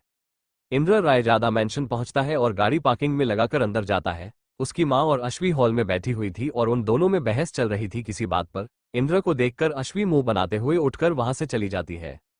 इंद्र अपनी मां के सामने सोफे पर बैठते हुए पूछता है, क्या हो गया इस बंदरिया को, मुंह फुला कर क्यों घूम रही है? इंद्र की मां इंद्र को कोई भी जवाब नहीं देती हैं क्योंकि उन दोनों में बातें बंद थी। यामिनी रायजादा चाहती थी कि इंद्र शादी कर ले और इंद्र अभी शादी नहीं करना चाहता था किसी से भी, और इसी बात पर दोनों माँ बेटे में तनातनी चल रही थी। तभी अश्वी हाथ में सैंडविच की प्लेट लेकर आती है और इंद्र के सामने तेजी से रख देती है। इंद्र प्लेट को देखता है और एक सैंडविच उठाते हुए अश्वी से कहता है, क्या हुआ तुझे, ऐसे चुड़ैलों की तरह क्यों घूम रही है तू? अश्वी को अमर से ऑलरेडी पिछली रात की घटना के बारे में जानकारी मिल चुकी थी, पर अश्वी को फिर भी गुस्सा करना था क्योंकि यह उसका हक था। इंद्र उसका करीबी दोस्त है, पर अश्वी को सुबह हुए कांड के बारे में कोई भी जानकारी नहीं थी। अश्वी को ध्यान आता है कि इंद्र ने सिक्योरिटी बढ़ाने को कहा है, इसी कारण तो यामिनी और अश्वी के बीच बहस हो रही थी। यामिनी अपने एनजीओ जाना चाहती थी और अश्वी ने उन्हें कहीं भी जाने से मना कर दिया था। अश्वी अपना बचपना छोड़ते हुए सीरियस होकर इंद्र से पूछती है, क्या हुआ है, तूने सिक्योरिटी बढ़ाने के लिए क्यों कहा? इंद्र अश्वी को सुबह हुई घटना के बारे में बता देता है। अश्वी गुस्से से कहती है, ये तो खुलेआम धमकी दी है फादर ने, एक बार सामने आ जाए, गिन गिन के हिसाब चूकते करूंगी मैं, साला कमीना, बस एक बार पता चल जाए कि आखिर यह है कौन। इंद्र अश्वी को घूर कर देखते हुए कहता है, अश्वी माँ को कमरे में छोड़कर आओ। अश्वी अपने मुंह पर हाथ रखकर कहती है, ऊप्स, और माँ को लेकर कमरे में चली जाती है। इंद्र प्लेट से दूसरी सैंडविच उठा लेता है और कुछ सोचने लगता है। तभी अश्वी वापस आती है और इंद्र के सामने बैठ जाती है। कुछ देर शांत रहने के बाद अश्वी इंद्र से कहती है, तो अब उसने खुलेआम धमकी दी है, किसी करीबी को नुकसान पहुंचाने की? इंद्र कुछ सोचते हुए जवाब देता है, तू घर में ही रहेगी माँ के साथ टाइट सिक्योरिटी में, मेरा तुम दोनों के अलावा कोई नहीं है। अश्वी जवाब देती है, वो है ना बागर बिल्ला? इंद्र जवाब देता है, वो तो खुद हमारे काम में टांग अड़ाता है दुश्मनों की तरह, वो पुलिस में है और काबिल भी है, वो खुद की सेफ्टी का ध्यान रख लेगा। अश्वी, तू भी अभी घर में ही रहे, कोई लफड़ा नहीं चाहिए, वैसे भी खुलेआम धमकी दी है, पुलिस कोई ना कोई एक्शन जरूर लेगी। मुंबई के तारागंज के पुलिस स्टेशन में बड़े अधिकारियों का जमावड़ा लगा हुआ था, क्योंकि तारागंज में जो घटना हुई थी उससे डर का माहौल था। पहले भी मुंबई में कई बड़े गैंगवार हो चुके थे जिनमें कई आम लोगों को अपनी जान से हाथ धोना पड़ा था। पूरी पुलिस की एक फोर्स तारागंज पुलिस स्टेशन के बाहर मौजूद थी। अंदर कमिश्नर, एसपी और उस पुलिस स्टेशन के इंस्पेक्टर रेयांश ठाकुर की मीटिंग चल रही थी। कमिश्नर प्रफुल्ल देव रेयांश से चिंता भरे शब्दों में कहते हैं, होली आ रही है रेयांश, बस कुछ दिन बचे हैं। होली के समय तो वैसे भी लड़ाई दंगे होते हैं, पर यह धमकी, मुझे डर है कि कुछ बड़ी गड़बड़ ना हो जाए। माफिया को धमकी दी गई है। वैसे हम सब जानते हैं कि माफिया बॉस इंद्रतन रायजादा है, पर साथ में हम ये भी जानते हैं कि उसने आज तक कोई भी इलीगल काम नहीं किया है, उसे ये धमकी दी गई है। ये बात पूरी मुंबई जानती है, हमें उन्हें सिक्योरिटी प्रोवाइड करनी पड़ेगी। रेयांश जवाब देता है, सर बस शक है कि इंद्रतन रायजादा ही माफिया बॉस है। हमारे पास उसके अगेंस्ट कोई सबूत कभी था ही नहीं और ना अब है, हम उसे सिक्योरिटी प्रोवाइड क्यों करें? कमिश्नर रेयांश को जवाब देते हैं, क्योंकि सब जानते हैं कि यह धमकी उन्हीं के लिए है। रेयांश, तुम्हारी जो भी पर्सनल दुश्मनी है वो एक तरफ से और तुम्हारा प्रोफेशन एक तरफ, इसलिए यह मेरा ऑर्डर है कि तुम पुलिस की एक टुकड़ी लेकर जाओ और उन्हें सिक्योरिटी प्रोवाइड करो। वो मुंबई के बहुत बड़े बिजनेसमैन है और साथ में बहुत बड़ा तबका उन्हें मानता है और फॉलो करता है। अगर उन्हें कुछ हुआ तो भी मुंबई में गड़बड़ हो सकती है। रेयांश को गुस्सा तो बहुत आता है, पर वह अपना गुस्सा जब्त कर जाता है और कुर्सी से उठ खड़ा होता है और जय हिंद बोलकर कमरे से बाहर निकल जाता है। उसे इंद्र पर गुस्सा आ रहा था। इंद्र अपने कमरे में इधर उधर घूम रहा था, उसके मन में हलचल मची हुई थी। अश्वी भी मां के कमरे में उनके साथ थी। तभी उसे पुलिस के सायरन की आवाज सुनाई देती है। इंद्र अपने कमरे से बाहर आता है, तब तक उसकी मां और अश्वी भी कमरे से बाहर आ गई थी। घर में काम करने वाले नौकर भी पुलिस का सायरन सुनकर हॉल में इकट्ठे हो जाते हैं। सभी एक दूसरे की तरह उलझन से देख रहे थे। इंद्र अपने घर में काम करने वाले को दरवाजा खोलने का इशारा करता है और वह जाकर दरवाजा खोल देता है। इंद्र सामने देखता है और गुस्से से उसके जबड़े कस जाते हैं। सामने रेयांश खड़ा था करीब 20 पुलिस वालों के साथ। रेयांश अंदर आता है और यामिनी के पास जाकर उनके पैर पड़ लेता है। यामिनी उसे आशीर्वाद देती है और रेयांश कहता है, माफिया बॉस मिस्टर रायजादा के लिए पुलिस ने सिक्योरिटी प्रोवाइड की है। इतना कहकर रेयांश सभी पुलिस वालों को रायजादा मेंशन को घेर लेने का ऑर्डर देता है और खुद बाहर जाकर दरवाजे के पास बैठ जाता है। रात हो जाती है। माहौल बहुत सीरियस था। पूरी मुंबई में जगह जगह पुलिस बलों को तैनात कर दिया गया था। हाईवे पर चेकिंग चल रही थी। रायजादा मेंशन में इंद्र, उसकी मां और अश्वी डिनर करने बैठते हैं। यामिनी जी की जिद पर अश्वी रेयांश को भी डिनर के लिए अंदर बुला लेती है। सभी पुलिस वालों के लिए भी खाना तैयार किया गया था जो उन्हें दे दिया जाता है। इंद्र का मन नहीं था पर फिर भी अपनी मां के कारण उसे रेयांश के साथ बैठकर खाना खाना पड़ता है। डिनर करने के बाद सब अपने अपने कमरे में सोने चले जाते हैं और रेयांश वापस अपनी ड्यूटी में लग जाता है। इंद्र का दिल रह रहकर घबरा रहा था। उसकी आपने उसके आसपास थे पर फिर भी उसका मन कह रहा था कि कुछ गड़बड़ होने वाली है। इंद्र खुद को शांत करते हुए अपने कमरे में लेट जाता है। नींद उसकी आंखों से कोसों दूर थी और इंद्र बस लेटे लेटे अपने चारों तरफ देख रहा था। हर तरफ काला रंग था, बिल्कुल वैसे ही जैसे इंद्र की जिंदगी काली थी। तभी इंद्र को अमर का कॉल आता है। इंद्र कॉल पिक कर लेता है। अमर इंद्र से कहता है, सर वो दोनों आदमी पकड़ा गए हैं, आप जल्दी से शहर के बाहर वाले फार्म हाउस पर आ जाए। इंद्र कॉल कट कर देता है और तुरंत ड्रावर में से अपनी गन निकालकर कमर में खोसता है और कमरे से बाहर निकल जाता है। जब वो दरवाजे से बाहर निकल रहा होता है तो रेयांश उसे रोकने की कोशिश करता है। इंद्र गुस्से से रेयांश से कहता है, मुझे जरूरी काम है और जाना है तो तुम मुझे तो रोक नहीं सकते, पर घर पर माँ और अश्वी है, उनकी जिम्मेदारी तुम्हारे सर है। मैं लौट के आऊं तब तक उन्हें कुछ भी नहीं होना चाहिए। पहले भी एक बार पुलिस से धोखा खा चुका हूं, फिर भी तुम पर विश्वास कर रहा हूं। रेयांश इंद्र से कुछ भी नहीं कहता है और उसे रोकता भी नहीं है। इंद्र अपनी रोल्स रॉयस से मेंशन से निकल जाता है। रेयांश पूरी मुस्तैदी से दरवाजे पर खड़ा हो जाता है, दोगुना चौकन्ना होकर। इंद्र की गाड़ी शहर से बाहर की तरफ भागे जा रही थी और कुछ सफेद गाड़ियां रायजादा मेंशन की तरफ बढ़ रही थी। रायजादा मेंशन में अचानक से एक चीख गूंजती है और उस चीख को सुनने के बाद मेंशन के चारों तरफ खड़े पुलिस वाले किसी मशीन की तरफ मेंशन के दरवाजे के पास खड़े रेयांश को आकर घेर लेते हैं। रेयांश को कुछ भी समझ नहीं आता है कि क्या हो रहा है और सभी पुलिस वाले अचानक से इतना अजीब व्यवहार क्यों कर रहे हैं। यामिनी जी के कमरे में सो रही अश्वी की नींद एक चीख के साथ खुल जाती है। वो बिस्तर पर देखती है तो माँ वहां नहीं थी। अश्वी के होश उड़ जाते हैं और वो कमरे से बाहर की तरफ भागती है और हॉल का नजारा देखकर उसके होश उड़ जाते हैं। रायजादा फार्म हाउस पर दो आदमी हॉल में बैठे हुए थे। उनमें से एक अपने सामने बैठे हुए आदमी से कहता है, ही इज कमिंग। वो दूसरा आदमी जिसने सर से पैर तक सफेद कपड़े पहने हुए थे, उसका चेहरा भी एक सफेद मास्क से छुपा हुआ था, चिल्लाते हुए कहता है, द गेम बिगिंस, और जोर जोर से हंसने लगता है। एपिसोड 9। अश्वी हॉल में देखती है कि यामिनी जी सोफे पर बैठी हुई थी। उनकी आंखें दहशत से फटी हुई थी। सामने दूसरे सोफे पर रेयांश बेहोश पड़ा था और उसके सर से खून बह रहा था। सारे पुलिस वाले हॉल में अपनी गन निकालकर एक लाइन से खड़े थे और उन्होंने अपने हाथ ऊपर करके गन उठा रखी थी। उन सबकी आंखों में कोई भी भाव नहीं थे और वह अपनी पलकें भी नहीं झपका रहे थे। एक पुलिस वाले के गन पॉइंट पर यामिनी रायजादा थी।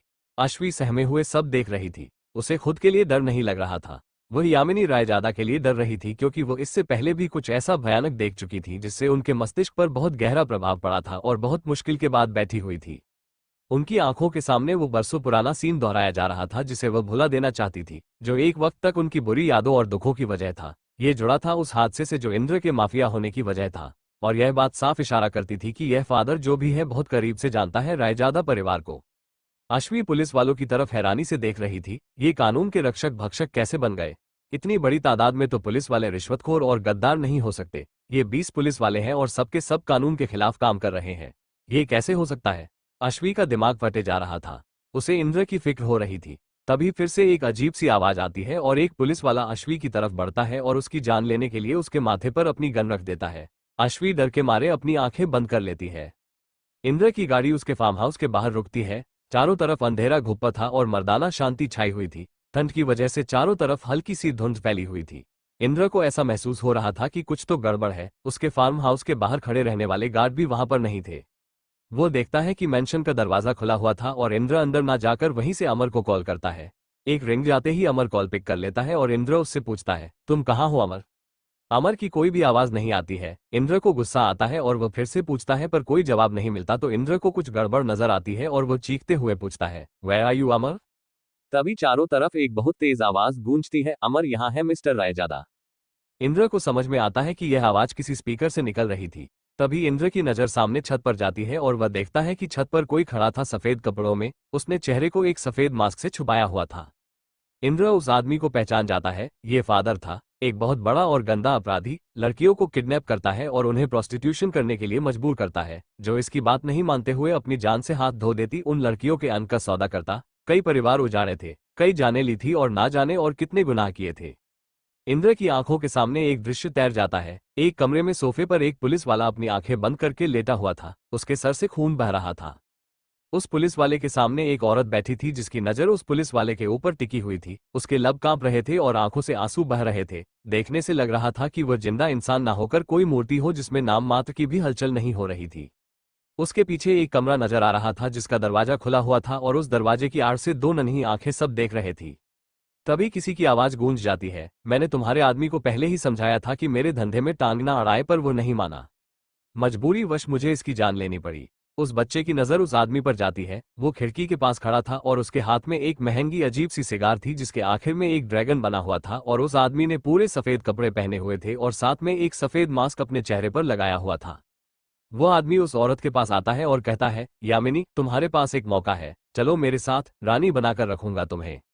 वो औरत यामिनी बगैर किसी भाव के उस आदमी की तरफ देखती है जो उसे ही किसी भूखे भेड़िए की तरह ताड़ रहा था।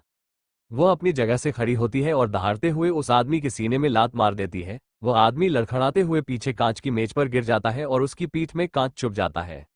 यामिनी किसी भूखी शेरनी की तरह उसकी तरफ देख रही थी। वो चीखते हुए कहती है, मैं तुझे छोड़ूंगी नहीं फादर। वह आदमी फादर खड़े होते हुए कहता है, अभी तुझे और तेरे बेटे को मुझसे कौन बचाएगा। यामिनी पीछे वाले कमरे की तरफ पलटती है और चीखती है, भाग इंद्र भाग। इतना कहकर वह उस आदमी पर टूट पड़ती है और कमरे से नन्हा इंद्र बाहर आता है और अपनी माँ की तरफ रोते हुए देखता है। यामिनी चीखती है, रो मत, तू रणवीर रायजादा का बेटा है, तू भाग यहाँ से। इंद्र सामने दरवाजे से भागते हुए बाहर निकल जाता है। वो तब तक दौड़ता है जब तक उसकी सांसें नहीं फूलने लगती। वो पीछे पलट कर देखता है उसका घर, और तभी वो घर एक भयंकर आवाज के साथ जलकर राख हो जाता है। वो बच्चा कहता है, मैं तुझे छोड़ूंगा नहीं फादर। इंद्र अभी भी सामने छत की तरफ देख रहा था। उसकी आंखें अंगारों सी लाल हो रही थी और इंद्र के नथुने फड़फड़ा रहे थे। उसकी सांसें तेज चल रही थी।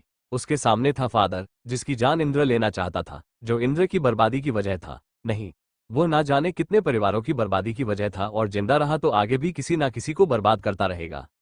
इंद्र चीखते हुए अंदर जाने के लिए दरवाजे की तरफ बढ़ता है कि तभी एक भारी भरकम चीज इंद्र के सामने आकर गिर जाती है। इंद्र के कदम रुक जाते हैं और अपनी जगह जम जाते हैं। वो एक इंसानी शरीर था।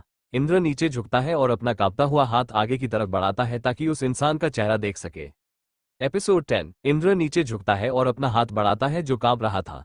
फिर वो उसके सामने छत से नीचे गिरे इंसान को पलटता है और देखकर घबराते हुए 2 कदम पीछे हो जाता है। वो और कोई नहीं, अमर था। फिर से फादर की आवाज गूंजती है, तुमने मेरे कई आदमियों की जान ली है और कई बार मेरा काम बिगाड़ा है इंद्र। अब तुम अपनों की मौत देखोगे और मेरे काम के बीच में आने की सजा भुगतोगे।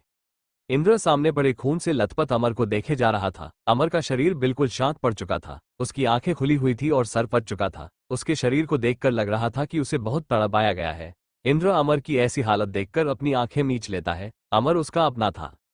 इंद्र गुस्से से छत की ओर देखता है तो उसे वहां पर कोई भी नजर नहीं आता है, सिवाय एक कागज के जो धीरे धीरे छत से नीचे गिर रहा था।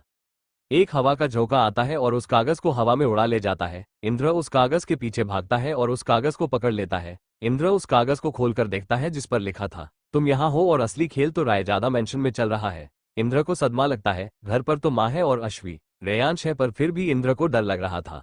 वह मन ही मन अपने आप को इतना मानसिक रूप से कमजोर करने के लिए फादर को एक गंदी सी गाली देता है और पलटकर अपनी गाड़ी के पास जाने लगता है। जाते जाते इंद्र पलटता है और अमर की तरफ देखता है। उसे देखते देखते वो कुछ सोचता है और अमर की तरफ बढ़ जाता है।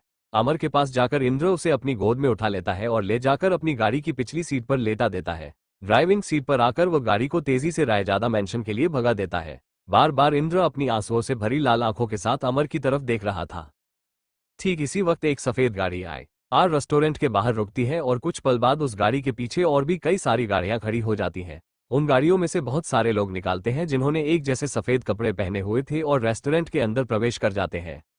इंद्र की गाड़ी रायजादा मैंशन के बाहर रुकती है। इंद्र तेज रफ्तार से गाड़ी से बाहर निकलता है और वह अंदर की तरफ भागता है। अंदर आकर जो नजारा इंद्र की आंखें देखती है कि उसे देखकर इंद्र की आंखें फटी की फटी रह जाती है।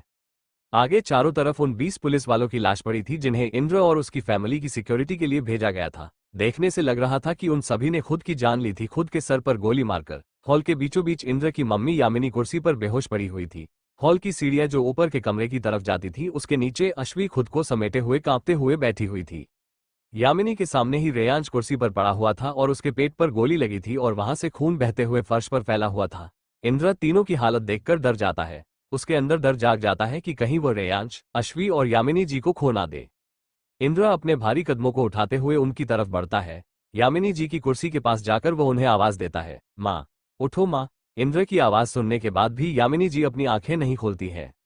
इंद्र कांपते कदमों से रेयांश की तरफ बढ़ता है और तभी इंद्र की नाक से एक अजीब सी गंध टकराती है। इंद्र को पहले वो गंध किस चीज की है समझ नहीं आती, क्योंकि हॉल में खून और गन पाउडर की गंध भी फैली हुई थी। फिर से वो गंध इंद्र की नाक से टकराती है और इंद्र की आंखें फटी की फटी रह जाती है। वो गंध लिक्विफाइड पेट्रोलियम गैस की थी। इंद्र किचन की तरफ देखता है तो उसे नजर आता है कि वहां से बहुत ज्यादा मात्रा में गैस बाहर आ रही थी और पूरे मेंशन में फैल रही थी। इंद्र को समझते देर नहीं लगती कि यह जानलेवा ट्रैप था। पूरे मेंशन में गैस फैल रही थी। तभी इंद्र को दरवाजा बंद करने की आवाज आती है। इंद्र पलटकर दरवाजे की तरफ देखता है कि कोई मेंशन से बाहर निकलने के दरवाजे को बंद कर रहा था। इंद्र दौड़कर दरवाजे की तरफ जाता है, पर तब तक दरवाजा बंद हो चुका था।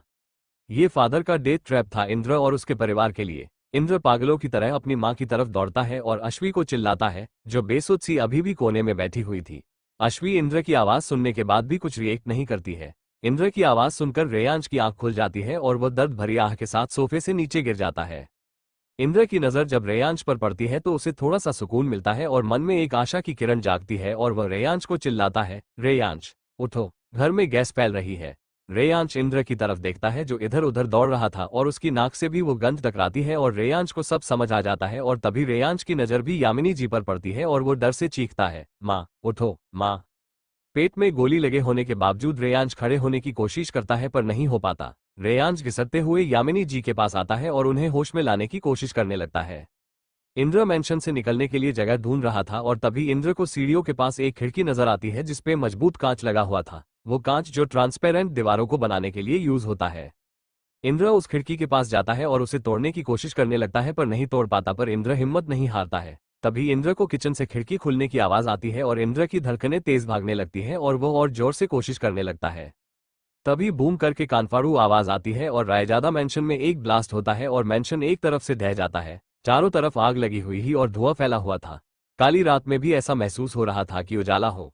गाइज, नेक्स्ट एपिसोड के लिए लाइक का टारगेट 200 है। जैसे ही 200 लाइक्स हो जाएंगे तुरंत अगला एपिसोड आ जाएगा। तो अगर आपको जल्दी से नेक्स्ट एपिसोड चाहिए तो वीडियो को अभी लाइक करो। Thanks for watching.